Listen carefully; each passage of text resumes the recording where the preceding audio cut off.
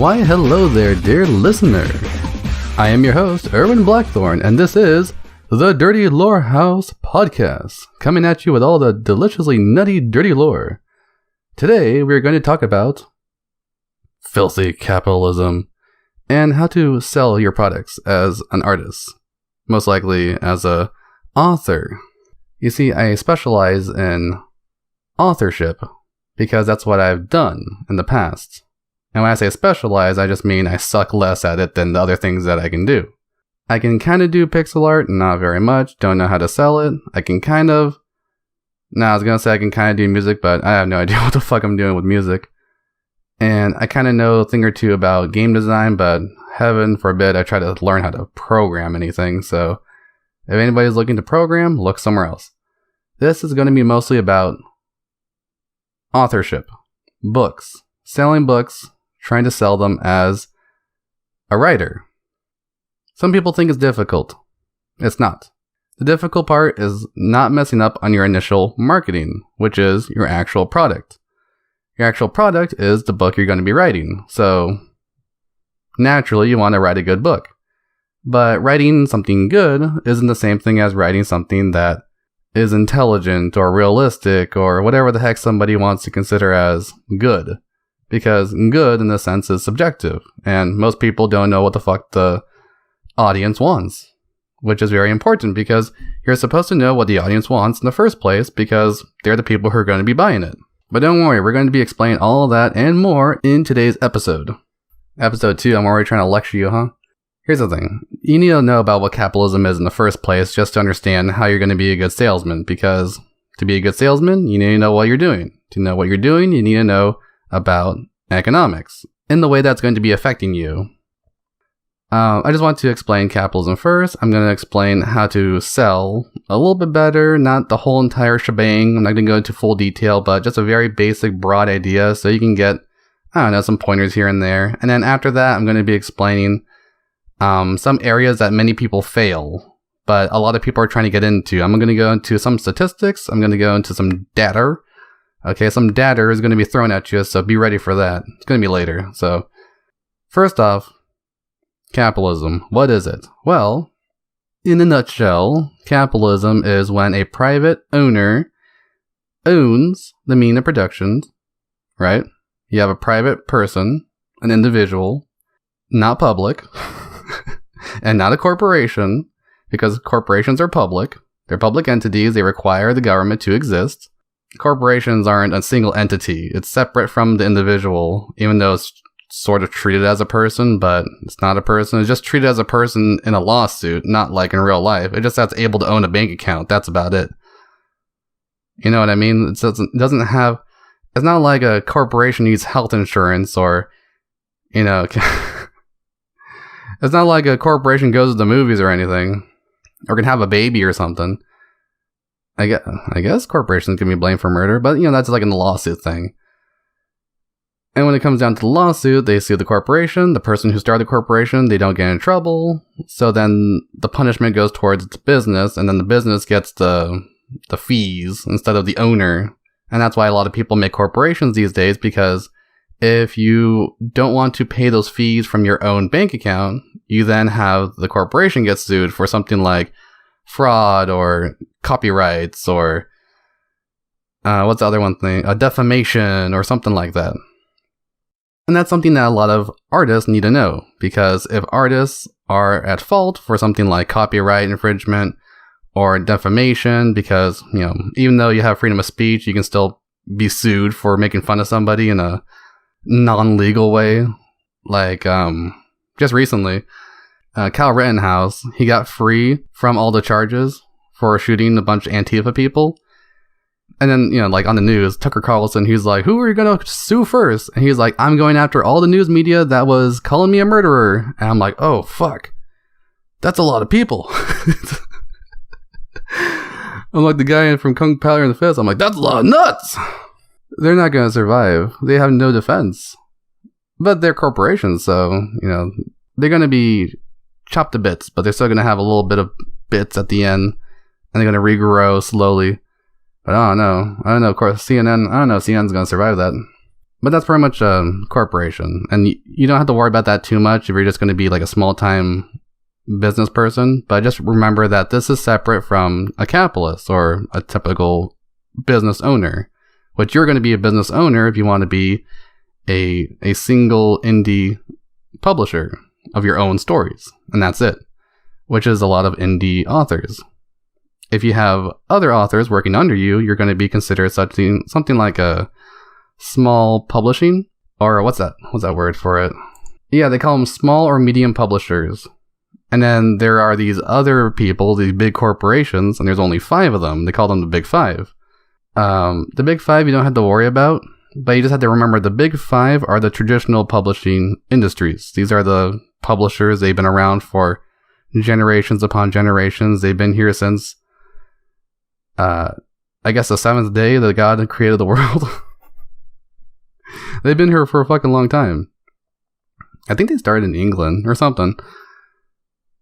But these are the people that are going to be your main, I guess you can say, enemy. Because these are the people that are going to try to force you to not be indie. They don't want you to be independent. They want to own you. They want to control you. They want to control your speech. And they are going to try to entice you every single day. If you're good enough, and if your audience is the same audience that they have, they're going to start calling you. They're going to start giving you emails. They're going to start asking you to join them. And their first response should be, no, I'm not going to join you. Not even for a movie gig. Not even for more money. Not even for bitches, pussy, no matter what. If they offer you 5 pussies, just to say, I'm fine with 1. I'm fine with 0. I don't need your pussy. I don't need your cock. I don't need your pussy. I don't need anything from you.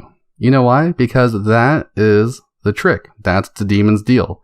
They're going to ask you, hey, do you want to join us? And you go, oh, what could be the harm in that? Guess what? You just sold your soul to the devil. You're going to have 0 rights. They're going to own everything. And they're going to make sure they have an ironclad contract to make sure you don't get any money from the movie deal. They're going to say, your book's going to be in the movies. You're going to have a movie deal. Oh, wow, I'm going to have a movie deal? Oh, yeah, you're going to have a movie deal for sure. What they don't tell you is that in the fine print, it says, you're not going to get shit from that movie. They're going to get everything from the movie. They're going to own the rights to the movie. And if you try to take even a penny, they're going to take everything you own and they're going to fuck you over as much as they can. Because that's the way they work. Ever since J.K. Rowling messed with them, they are going to start messing with everybody else because they missed on the perfect opportunity and they turned somebody into a billionaire. And that's why they hate J.K. Rowling, because she got them. She got them in that moment. They were weak. They were desperate. Can you please allow us to have your book? And she says, okay, but I'm going to get everything that's not part of the book stuff. I'm going to get all the other media stuff. So she started making everything she could. Gummy bears. She was making... Gummy bears. What the hell was I talking about? Where's that thing? Jelly beans. She made jelly beans, chocolate frogs. She made anything that she could from her book series. She made TV shows. She made... did she make a TV show? I could have sworn she made TV shows. Not TV shows, but like those History Channel episodes are like, is there something realistic about the magic in Harry Potter? Something like that.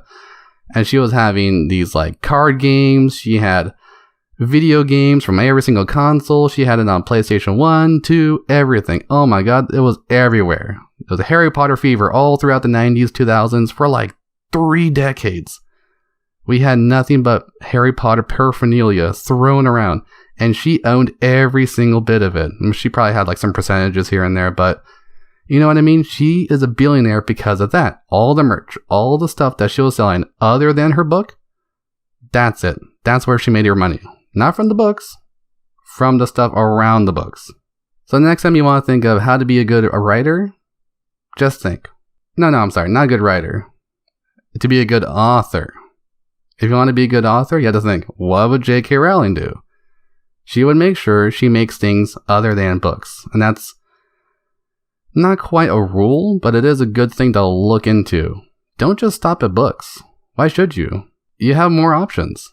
Why not take them? You can have people make art for you. You can make videos about your book. You can make narrations, audiobooks. You can make all the t-shirts, whatever the heck you want to do. I don't know what you want to do with your book. I don't know what's related to.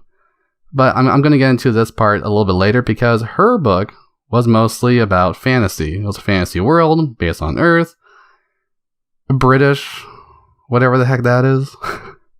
Extremely British. They had those broomsticks that were making little girls come. Everything. Oh my goodness, why don't you make some of those, huh? It was perfect. Everything. Toys, right? But here's the thing. Her book was directed at kids. Mostly in the beginning. And then later on she went to teenagers, and then I guess like in the later like 7th or 6th book. What the hell is Deadly Hallows? Was that like the 6th or 7th book? I lost track after 3. I actually, honestly, I did not read any book after the 2nd one. Because I'm like, I don't fucking care anymore. One's enough. What's the next one? It's just the same thing, right? Now, here's the thing. As goofy as she is, when it comes to politics and feminism and all the other stuff, you have to look at her as an inspiration when it comes to making money. She knows what she's doing. She didn't just stumble into becoming a billionaire. Holy shit, being a billionaire as an author? Who else is like that? What, Stephen King? James Pattinson? What was his last name? James Pattinson? James Patterson? The dude's like 74 years old. And he just writes a bunch of thrillers every once in a while. And people go gaga for it because they know his name. I never read a James Patterson book, have you? This is like Don Quixote. Almost everybody's reading these James Patterson books and Don Quixote, but I never read either one of them. You know why? Maybe I'm in the same boat as you. Have you read them? Well, it's probably because you read stuff like sci-fi and fantasy instead. And that's the thing. Each one of these big honchos, these big cheese, right? These big cheeses, they're all part of a different genre. They don't share the genre with other people. I mean, you know, they do, but who are the people that we think of? I mean, I guess, what's his name? J.R.R. Martin is like the big dog now in fantasy, but he's not the same fantasy as J.K. Rowling. He's dark fantasy. J.K. Rowling is low fantasy magic school mystery. And then you have people like Stephen King, he's horror, and he's, what's that other genre? I guess he's into thrillers, right? He does thrillers. And then we have James Patterson, and he does political thrillers, right? These are all people in different genres. Who's the romance people? You got who's the romance person? No, I don't know. I'm actually not in tune with like who's doing romance now. Is it actually the person who did 365 days? Is that actually the big dog in romance now? I saw that movie. But most likely the big dog is still Stephenie Meyers, right? She made The Twilight, made billions of dollars, well, probably just millions, but she made a whole shitload of money. Writing garbage. Nobody cares about her writing. Nobody says, oh, if you want to write well, write like Stephenie Meyers. Who the fuck says that? Nobody. You know why? Because it's a terribly written book. But here's the thing. It sold like hotcakes. She knew something you don't. And I'm also tired of these people. You ever hear these people? They're usually online, but you ever heard somebody, they go, Stephenie Meyers sucks as a writer. I could write the same thing and make the same amount of money. Really? You could do the same thing? You can market the same way? Could you really write the same story? You could probably write the same a syntax level, you know, the same education level, like the 3rd grade reading level that it was. I don't know how much of a reading level it was, but was it simple to read? I never read it. But either way, it's probably like a very simple to read book. It's written for people who are... I'm very certain it was written for like those wives that they stay home because their husband goes to like work all day and then he like comes back home after going to the bar with his friends, and they was like, he's out there watching football and she's at home knitting or whatever the hell housewives do, And then she goes, oh, I'm going to read a book. Let's read this Twilight thing. So it's written for those people. It's written for teenagers. It's written for the gays. And it's sold like hotcakes. All these people, they're readers. You know why? You know why it's sold well with women? Because women read the majority of romance novels. You want to know how many? Check it out. Where is it? Here's a survey. Women read... I don't know how to read a survey. I'm pretty goddamn sure it's saying that 44% of readers that are female read romance. Boom. Holy shit, that's a lot of people. 55% read... 55% of females who are readers read mystery, thriller, crime. Who's the top dog in that? James Patterson. Boom, you got another thing going. Da Vinci Code, Dan Brown. Who's reading that? Probably women. Probably men too, because men make up 37% of the reading males. Who do males make up more than the women? Oh, look at that. It's sci-fi. More men read sci-fi than the females in the group of people who read fiction. Would you look at that? Chick lit. 1% of men read chick lit? You know, like literature directed towards women? Who are these men? They're probably gay, right? I don't mean in a derogatory way. I mean, they actually probably are part of the LGBT. I don't care if a gay guy wants to read a chick flick. If a girl wants to watch a guy action movie, well, why can't a guy read a chick flick? Chick lit.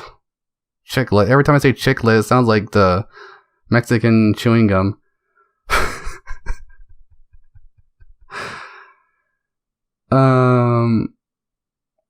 What's another one? Business. Oh, that's a big one. Look at that. Business. Men are reading... 21% of men are reading business. Well, there you go. That probably explains the wage gap, doesn't it, ladies? Cookbooks. Women are reading cookbooks. Look at that. 33% of these women are reading cookbooks. Now, at least you women know where you belong, don't you? That's right. You know where you belong. On the couch, reading a book. Because you're readers. Women are readers. Okay? Men like visual things. Because that's how they were evolved through thousands of years of evolution. And women read. Because it's a feminine thing to do. You don't have motion and action when you're just reading. You're stuck in your head when you're reading. It's a very mental thing. It takes mental focus and mental energy. Men don't have mental energy for that. Men have mental energy for, like, driving and, you know, crashing cars and jousting, fighting. You know, that's what they were evolved to do. That's why they like gladiators, American Gladiator, you know? They like wrestling. You like wrestling? You're most likely a guy. It's directed towards men. That's why they have these hot, beautiful women. And they have these oiled up guys that they're, you know, they have these... I don't know, do women get attracted by these guys that are in wrestling? I guess with John Cena, but...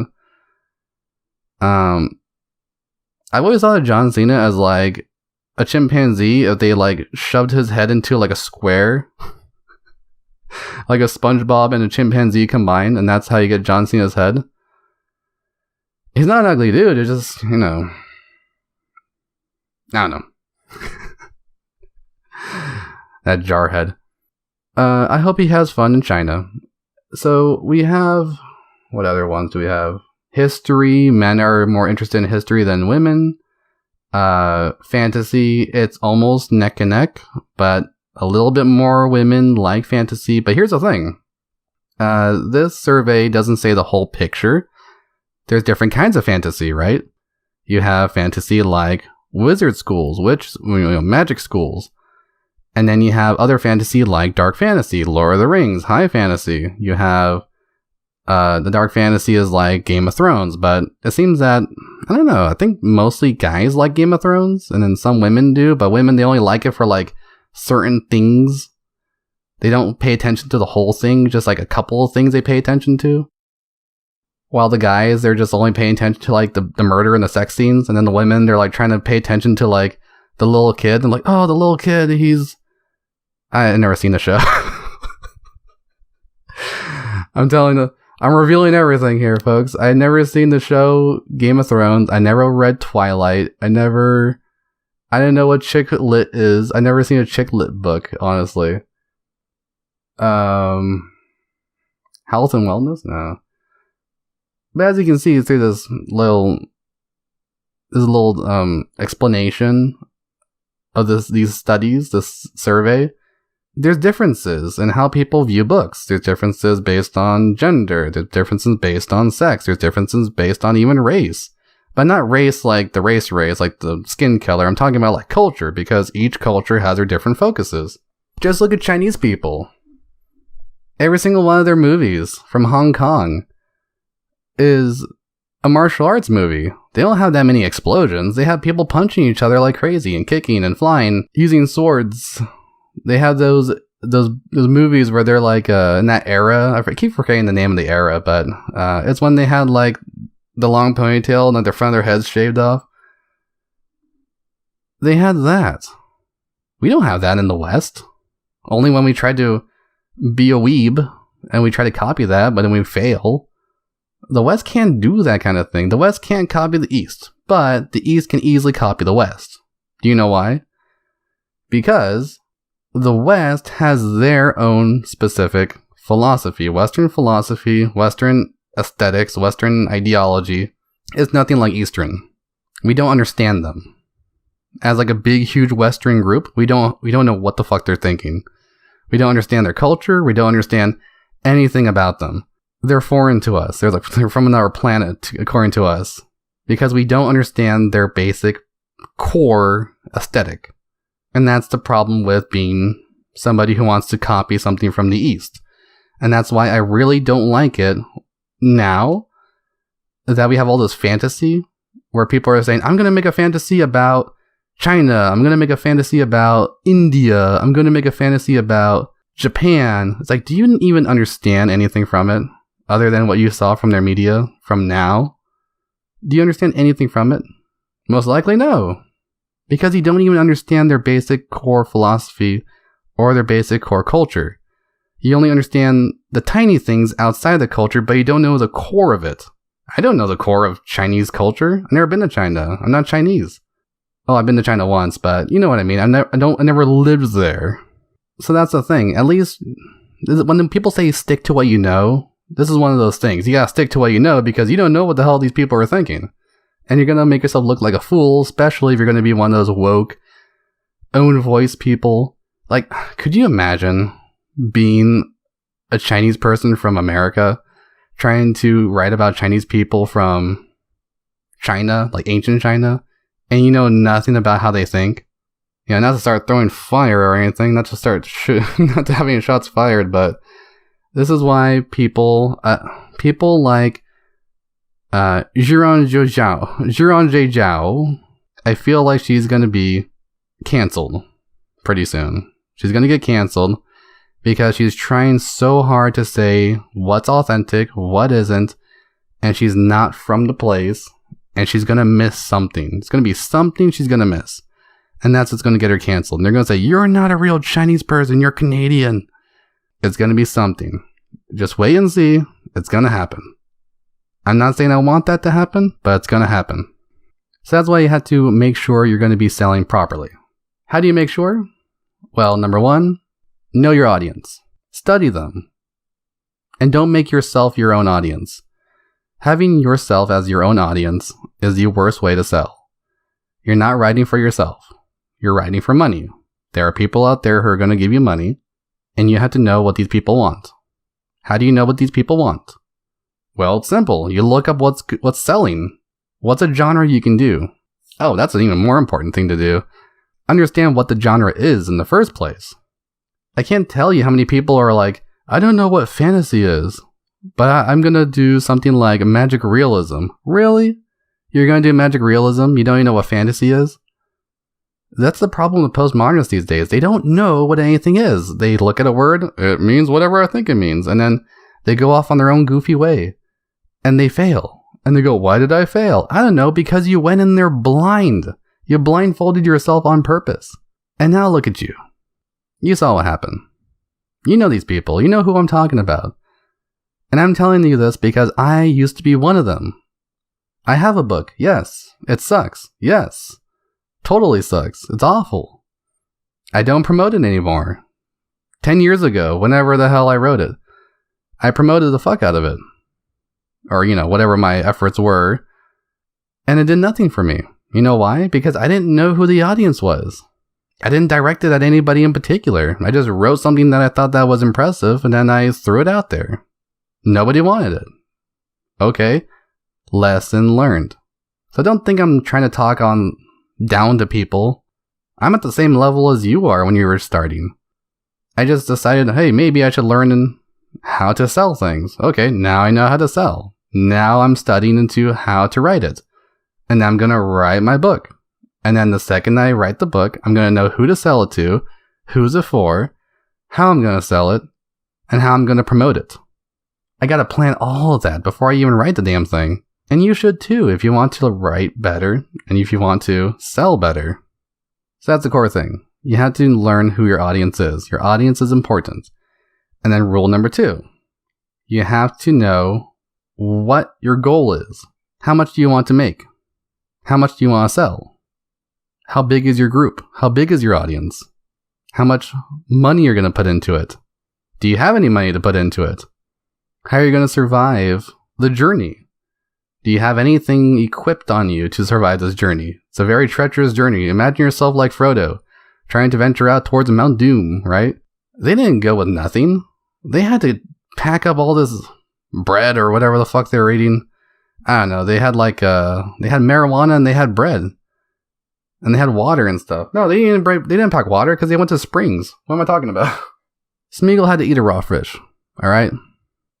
And Frodo almost got eaten by a spider. That's some deep shit.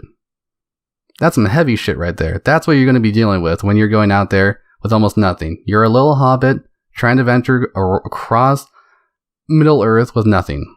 You know you got a dagger with you, do you? You got nothing. That's what happens. Imagine doing that blind. You die instantly. Orc's gonna rape you right away, like in Goblin Slayer. Boom! You're just like a woman in Goblin Slayer first episode. That's gonna be you. The women in the first episode Goblin Slayer, that's you right there. Only you're blindfolded too. Blindfolded, tied down, most likely. You got the lights on, but nobody's home. That's you. So don't be that way. You have to make sure where you're going, give yourself a little flashlight, turn on your torch, and venture forward like a white person in a horror movie. You gotta venture forward, but also know what you're doing. You're not gonna be the white person who gets killed. No, you're gonna be the slasher in the horror movie. You're gonna be the Jason. You're gonna start killing the people around you because that's what you do. That's who you are. So how do you do that? Well, you have to equip yourself. Equip yourself with knowledge. That's the way you handle it. You have to have knowledge in who your audience is, what you're going to be doing, what your goal is, and just a couple of tips for the goal. Here's the thing about sales. You don't have infinite sales. You're never going to have infinite sales. At the very most, you're probably going to have, what's the population of the world? What, 8 billion? That's the most you can sell. Do you think you're really going to get anywhere close to that amount? No. Most people say no. Okay, how much do you think you're going to sell? 1 million? No, not at all. You know why? Because 335 million people can actually just read in English, right? Just read. They don't read books. These are just the people who can actually read in English. Most of them in America. I guess some of them in Australia. Tiny bit of them in England. Miniature amount in Canada. And then a whole bunch of people spattered out across the world. Probably a lot in China. They can read English. How can I forget India? They can read English. Who else am I forgetting? Africa. I guess some people in Europe. Usually they're from like Netherlands or something, because those people keep learning English just to say nothing. I'm sorry, I don't mean to start a war with people in Netherlands, but you guys really suck when you're online. People that are offline, maybe they're cool, but the people I meet online, well, you guys are a little bit pretentious, aren't you? That's what college does to you, doesn't it? But you know what I mean. There's only so many people who are going to be reading. Only so many people are going to be going into an indie book, right? An indie book is completely different than a book you can find on the bookshelf. Most people, they go to the bookstore, they go to a Target, Walmart, whatever the fuck, and they see a book there. They go, oh, that cover looks interesting. Read it, waiting for, I don't know, their mom to finish shopping or the wife to stop yammering when she meets a friend over there or something. Or maybe a girl is going to be reading. Who knows? But do girls really just like browse around in something like a Barnes and Nobles? I see the booktubers and the author tubers, they always pretend to do that, but do they actually do that like when off camera? You know, you go to Barnes and Nobles and you just go ahead and browse around, or are you like doing something else? You know what I mean? Because I know what women do. They go to a bookstore and they try to show off. They go, I can read. Come on, fellas. Come take me. I'm young. I can read. That's what men are looking for. Yeah, I think men are more I think men prefer women who can't read. Oh, these women are goofy.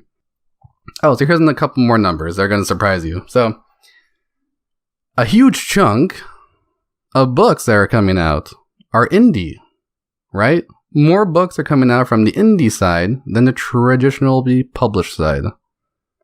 But guess what? Traditionally published books sell more. Why?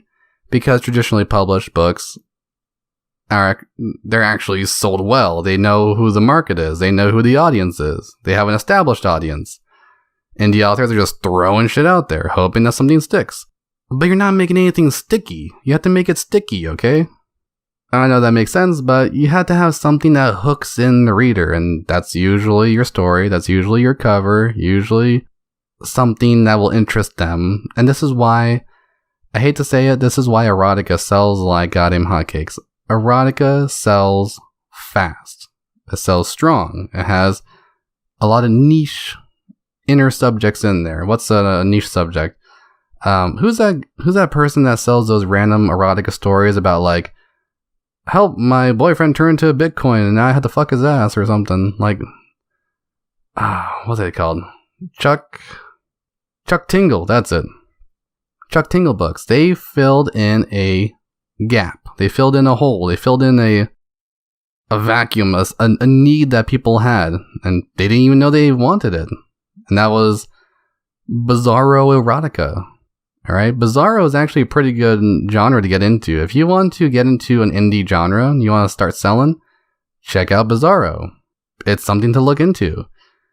A lot of my writing, people have been calling it Bizarro because the way that I write like monsters and I make like very strange situations feel like they're normal, and I actually kind of make sense of it with my fantasies, my fantasy stories. But hey, Bizarro's not a bad genre to get into. It's very small, very niche. You can have fun with it, go crazy. It's creative. I like that kind of stuff. I didn't even know about Bizarro until I looked up something called grunge punk. And I thought that it was like a different variation of like diesel punk or steampunk or cyberpunk. I'm like, oh, what the hell is grunge punk? And then I saw the cover and I'm like, hey, that looks like something I want to see. And then I figured out, hey, it's Bizarro mixed with noir. I'm like, what the fuck? So that's my kind of thing. That's for me, right? It may not be for you, but that was for me. That was for somebody like me who likes Bizarro. I like noir. Hey, why not? Bought it, enjoyed it. Boom. There you go. Indie author happy. I'm happy. Everyone's happy.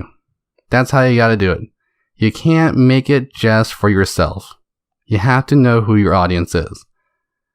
And you also have to make your genres stick. And that's another thing I think I almost forgot to mention. You have to know how to make your genre stick. And you do that by trying to get closer to the genre, not trying to deconstruct it. I have no idea. I cannot tell you how many times I've seen people try to deconstruct a genre, trying to kind of tap it, but not quite get into the genre, and then they try to sell it as that genre. Imagine this to yourself. And here's the thing. I always like to compare writing to food because stories are food for the brain. It may not be good food, it may not be healthy, but it's food, right? Usually it's junk food, but sometimes it's something healthy, makes your brain stronger, boom, you got it. I forgot what the subject was. Looks like my brain needs more food. Alright, cast out the reel. Come back, Erwin. Okay, now I'm back. Imagine you have a plate of peanut butter and jelly, right? What do you expect? You expect bread. You expect peanut butter, and you expect jelly, right? It's so simple, just 3 things. How can you mess up? Well, these people who try to skim off the edge of the genre but not quite touch it, and then they try to sell it as that, it's like if somebody gave you unprocessed grain, and then they had like a peanut that somebody smashed with like your toes, and then they had jelly that like, it isn't even like actually it's not like a fruit or a vegetable. It's like some kind of meat jelly. Like, what do you call that? What's that weird like brownish fat stuff that comes off of bacon when it's like frozen? You know what I mean? Some kind of like lard, right? It's not even jelly, it's lard. It's jelly if you close your eyes, right? That's what they're trying to sell you. And the reader, they look at it, what the fuck is this? And then they throw it in the trash where it belongs because it's not what they wanted. And then the author, they're like, oh, why are the people so stingy? Why can't they understand true art? Because that's not true art. That's not selling it to me. That's selling me something that I didn't want. I didn't pay for this. I didn't want this. Why the hell did you give it to me and tell me that it was something that it's not? So if you want to sell well, you have to know your genre. Because your genre is one of the primary marketing tools. The Holy Trinity. I'm sorry, not the Holy Trinity. The Holy Trinity is the title, the cover, and the blurb, right? But before that, you have 2 things. The medium and the genre. Your medium is going to be what exactly it's made of. It's going to be a book. It's going to be an ebook, whatever, right? And then the genre is what exactly the story is going to be directed towards. Who's the audience? Boom. You have to know your genre because these are the 2 things you have to know. You know you're going to be writing a book, right? Why don't you know your genre? Who's going to be arguing, oh, is it actually an ebook or is it a physical book? I mean, it's on a physical material device, but it's electronic, so I don't know what it is. Who the fuck cares? Don't overthink it. Pick your genre. Pick it and stick to it. And don't try to mix too much. Because pretty soon that peanut butter and jelly sandwich is going to have pepperonis on it. And who the fuck wants that? Well, some people. And that sounds actually kind of good, but you know what I mean. It's going to mess it up. Unless you're really careful, unless you really know what you're doing. Sure, you can mix things together, but you don't have to. And you really shouldn't. You should keep it simple. And I think that's the problem with a lot of these indie authors is that they overthink too much. And I know because I used to be there. I used to be that person. I wanted to be original, right? I can totally relate with you. Because when I was younger, I wanted to be original. I wanted to be creative. I want to mix every little thing that's in my mind. Oh, I gotta put this in there, and that in there, and this and that, and this and that. Oh, I was just watching this show, and I gotta put that in there too. I was just playing a game, I gotta put that in there too. That was me when I was a teenager. I grew up. Not mentally, but in that particular department, I grew up. I learned that that's not how you do it. Some people are stuck in that teenager way. And they're already like, what, 50, 40. Family, 2 kids, 3 cars. That's not how you're supposed to be thinking of it. So, genre, very important. That's rule 2. Rule 1, know your audience. Rule 2, know your genre. Rule 3, I'm sorry, was there a second rule that I forgot? Know your goal, that's the second rule. Rule 1, audience. Rule 2, your goal, how many people. And then rule 3, what the genre is, right? Boom. What's the 4th rule? I don't know yet. Let me think of it. I got it. I got rule 4 for you. It's a doozy, but it's very important. Rule 4, know what you're worth. Are you worthless? No, you're not. So don't act like you are. Unless you are, then that's cool with me, you know. Who am I to judge? Who am I to tell you what you are? But if you don't think you're worthless, don't act like you are. Try to do less for free. But in the beginning, you kind of have to because you're learning. And that's what sucks about being an indie author. You have to learn your way through, and it is a learning process, a learning curve. I've been learning for about a decade, and I just got to where I am now. I'm learning on and off because I'm a working man, right? I had to work to make money. I'm not making money from the media that I'm making, so I had to make money somewhere else, right? That's what you gotta do. Some people think they're lucky, or they hope they're lucky, and they're gonna make money from the media, money from their art right away. Usually doesn't work that way, unless you're a salesman first, and that's what these author tubers are. They're all salesmen. They're all used car salesmen. Put them on the used car lot, and they'll sell you a lemon for what the price of a new car is, right? That's how good they are. They know how to lie. They know how to deceive. That's their goal. That's their aim. That's what they do. They've been doing it for so long. Because they're actors at that point. It's all an act. But not all of us are actors. Not all of us can do that. Some of us want to be authentic, right? An authentic author. I'm being my true self with this. Okay. Try to change yourself a bit then, okay? Can you do that for me? Can you do that for your audience? Change yourself a bit, and you'll be good. You're gonna have to start somewhere. It may not be pretty. It may not be clean. It may not be fulfilling, but you're gonna start somewhere when it comes down to writing. What do you have to start with? What's your weakness? Start with your weakness first. Because you're gonna have to do everything by yourself if you're indie. Everything. Marketing. Talking to people. Connecting with people. The writing aspects. You're gonna have to work on your own editing most of the time if you don't want to hire an editor, right? Don't be stubborn, actually. Just hire an editor, and at the same time, learn how to edit. Because if you hire an editor and they don't know what they're doing, guess what? You just got edited by somebody who doesn't know what they're doing. And if you don't know how they can do it, you don't know how to vet out the bad ones. And that's what happens to a whole lot of people. They get a horrible editor. Usually it's some kind of progressive person or somebody who's like, sure, I'll edit your story for cheap. And you're like, thank God, somebody who's cheap. Guess what? That person's cheap for a reason. Because they suck. They're just bullshitting their whole way through. I know because I used to be one of those people. That's the thing. I learned from experience. I hope to learn from other people's experience, but when it comes down to writing, I learn from my own experience. And I learn how to fix myself from my own experience. And that's also because a lot of these authors, a lot of these artists, they don't know how to fix themselves. They keep on doing the same mistakes over and over again.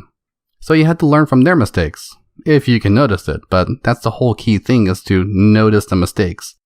Be aware of them. You have to open your eyes to them. It's hard, but it takes a little bit of practice, and that's why you should not be in any big hurry. At any rate, know your worth. What are you worth when it comes down to your art? What's your art worth? You have a value. You can put a number on it. Just say it. Just be like, my worth is $1,000 a month. Okay, work on that. Try to become that kind of person. My worth is $10 a month. Okay, cool. Work on that. Try to become that kind of person. Try to make $10 a month. Make pennies a month if you want to. Know your worth. That's all you gotta do. And that's also how you determine how much you want to charge for your book. Some people, they're like, what do I charge for my book? I don't know how to charge it. If it's on Amazon and you want to charge people for your book, right? If it's the size of a novel, go with the lowest amount that's possible. That still gives you the benefit. Well, I think it's still $2.99 American dollars, but I think it's now $3.99. I think it went up. But whatever the amount that's lowest, and then you just go from whatever the market is also selling it at. So if everybody else is selling around 9, I don't know, do like 8. What's the big deal? And that's the thing. People can smell weakness. Well, that's a big thing. The audience is predatorial, okay? They are all hunting. They're hunting for books. And they're also hunting for something to be mad at. Not your audience, not your particular audience. Don't go for people who are going to be mad at you. I'm just saying the whole market in general. People on Twitter, people on Goodreads, people on YouTube, people on Reddit. They're looking for something to be mad at because that's how they get notoriety. That's how they get people to notice them. They go, I hate this thing because it sucks. And then they start talking about how much it sucks. You're on their target. You're on their bullseye. You're in their crosshairs, right? You put yourself out there. You're like a deer that puts their head up out over the grass, poke their head through like a tree or whatever. You're going to be one of those deers. All right. No matter what, you can't avoid it. Brace for it. Okay. Don't be a deer. At the very best, be a turtle. All right. Because even if you're out in the open, you can still hide in the shell. The shell, impervious to whatever things that they throw at you. I don't know if that makes any sense, but... So those are the 4 rules. Number 1, know your audience. Number 2, know your goal. How many people you're going to try to sell to. Number 3, know your genre, which is very important for marketing. And number 4, know your worth. Now, I think later on I'm going to talk about those in particular, like each one. I'm just trying to give a quick rundown of each one. The top of my head. But that's just the basics of how to sell better. You focus on those 4 things, and you're already light years ahead of everybody else. Because nobody else is thinking that way. I mean, sure, small number of people, like, who's a big seller in the indie crowd? The guy who wrote Wool, right? I forgot his name, but that book series, Wool, apparently he sold like millions of copies. You have your Sarah Cannon, she sold like 750,000 copies, right? Out of 20 books? 20 something? 25 books, I think? That means she sold about 40,000 books each, average. That's a fuckload of books. That means 40,000 people read her books, at least. At the most, in some of them. Least in some, most in others. That's a pretty good gig. You want that kind of thing if you're an artist. You want at least 1,000. Baby steps too. Do it in baby steps. Don't try to aim for the stars right away. You got a slingshot. You start off with a slingshot. If you don't try to put any money into it, don't try to aim for the stars with a slingshot. Alright, just try to do it. It's like toss a turtle, right? Have you ever played the game Toss a Turtle in Newgrounds? You gotta start with the slingshot, then you go with the gun, then you go with what is there? You get the jetpack later. You have to keep on building up, boom, boom, boom. And then that's when you're going to be able to fly across the whole screen. Baby steps at a time. And you're going to stumble too. Make the mistake. Don't be afraid of making mistakes. That's what capitalism is all about. Making the mistakes, learning from it, having other people make mistakes, they learn from it, everybody progresses together because we all learn from each other. As long as we're in the information age where we can learn from each other. Right? That's what the internet's for. Look at the examples and don't copy mistakes. Don't go, oh, they made a mistake, but I won't because I'm me. You're not special. You're not going to make it out alive if you get eaten by a lion. What do you expect? You're going to walk out of the lion? No, you're just going to be eaten up by like anybody else. So don't think you're going to be able to survive a tragedy or some kind of disaster or some kind of big, huge blunder. You're not. So don't risk it. Unless you can afford to risk it, right? The data is going to be a couple of numbers on what genres are selling in indie. If you are in a romance genre, the majority of earnings, not the majority of sales, not the majority of books, not the majority of readers, but the majority of earnings is from indie publishing in the romance genre. So apparently there's a study going around, and the majority, 66% of romance earnings, right, come from indie publishing. Now, why do you think that is? It's not because they're selling more books. It's not because they are more writers or anything like that. Probably is, but the main factor is that indie authors make more money per sale, right? Makes sense, because they have less upkeep. They don't have to give money to the publisher. They just have to give money to Amazon or iStore or Google Store or whatever the heck it is. They don't have to pay to other people, so they give it all to themselves. And then they use that money to market in the way they want, right? So it's 18% of the earnings go to the big five. 66% indie. That's a fuckload of money going towards romance.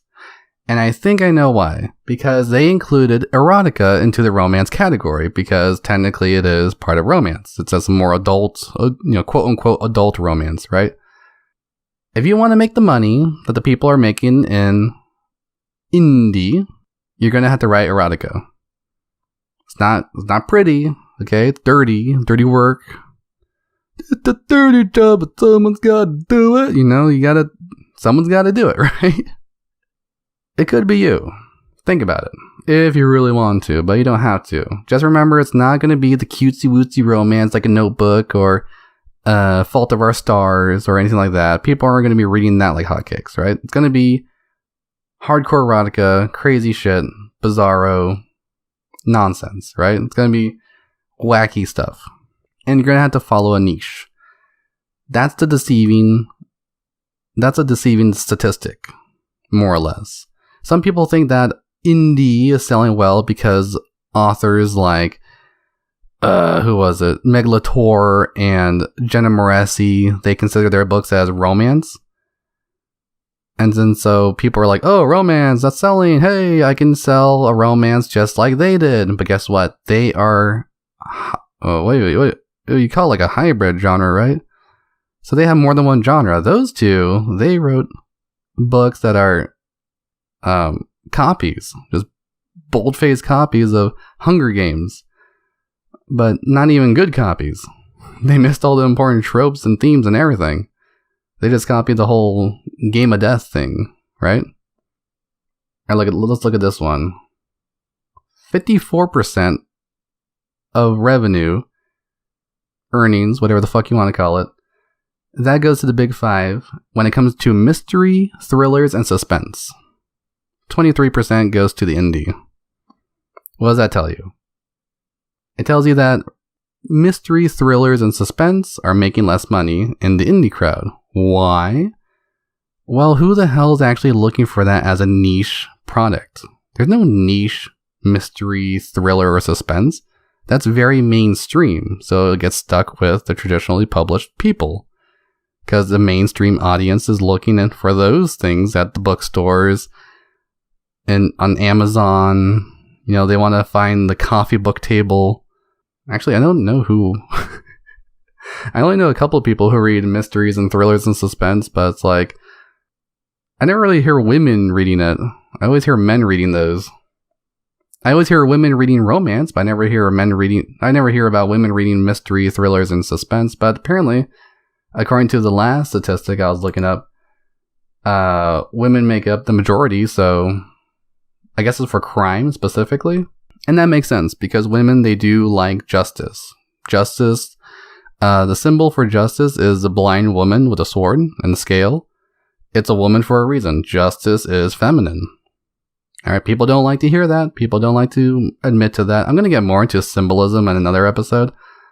But just, keep that in mind. There's a reason why justice is blind. Justice has a scale. Justice has a sword. And there's a reason why the symbol is a woman. Because people in ancient times, they knew what they were talking about. Call me classicalist, whatever you want to call me. But I truly believe that justice is a feminine trait. I guess revenge would be masculine, but revenge is not really masculine. I guess that's why there's no god of revenge, right? Oh no, there is. There's a Furies, right? Aren't they the gods of revenge? Aren't they women, right? Plowing through. Sci-fi and fantasy. 56% goes to indie, while 29% goes to the big five. Now that one's actually smaller than mystery, thrillers, and suspense. But so sci-fi and fantasy, they're also big with indie. What does this tell you? Nonfiction actually is pretty big in indie, but what exactly do you look for in nonfiction? What is nonfiction actually?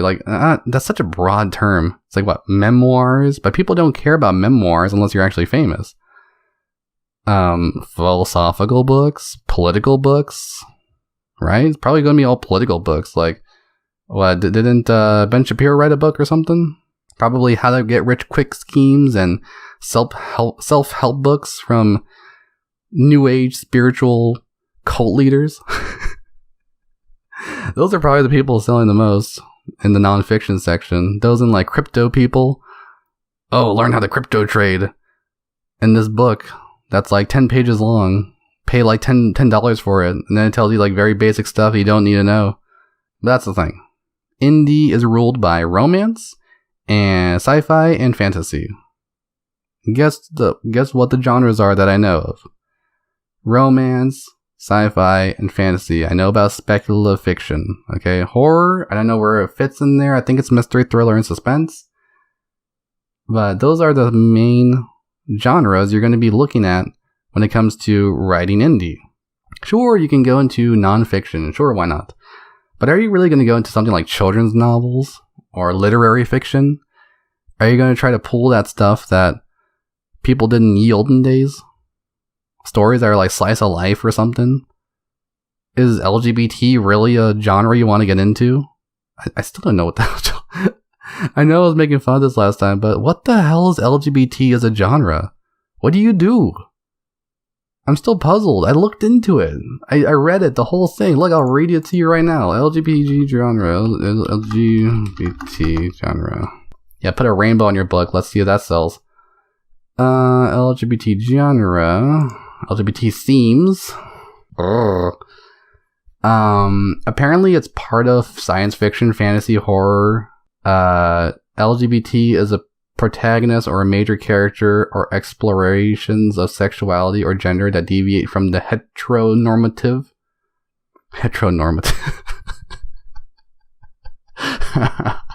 It has also been claimed by critics such as Nicola Griffith that LGBT readers identify strongly with the mutants, aliens, and other outsider characters found in speculative fiction. Well, there you go. That explains the alien from Axiom's End. Oh my goodness, why did I look this up? Oh my goodness, my eyes. Okay.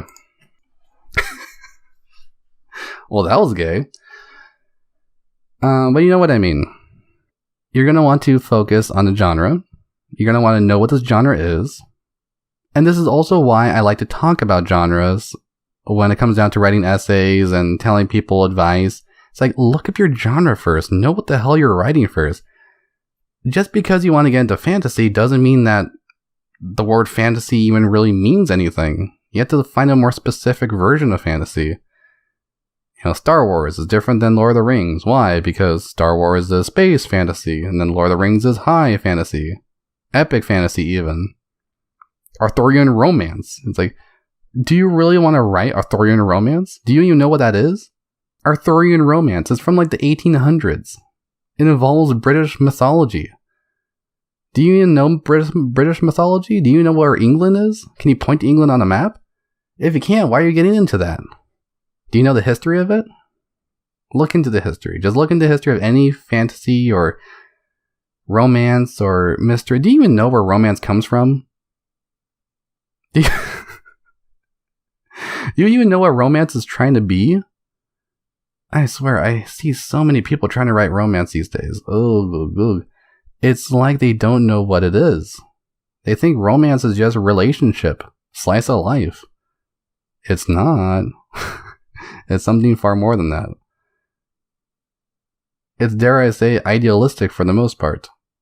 Because it comes from Romanticism, the genre and art movement from the 1800s, or probably even before that, 1700s. And it's based off of idealism, German idealism specifically. Like, the people don't know where it comes from. Sure, it changes over time, but...